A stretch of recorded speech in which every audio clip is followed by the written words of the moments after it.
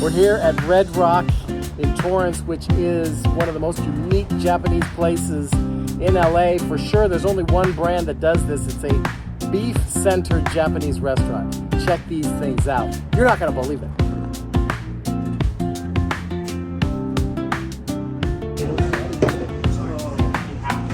Have you ever seen one of these? This is American sliced beef in a Japanese donburi style with a raw egg and yogurt sauce. How beautiful is that? I mean, come on. Look at that. Here we go, baby. I don't even know where to start. Here, we got the volcano.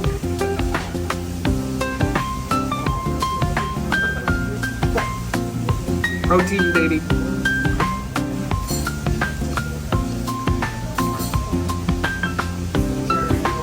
Wow. That is just so meaty. Let's see what's underneath here. Oh my God, it's just all meat. Ooh, there's rice down there at the bottom. This is incredible. I've never had anything like it. This is omurice, which is egg over rice, and there's a demi-glace sauce with a fried pork cutlet, which is called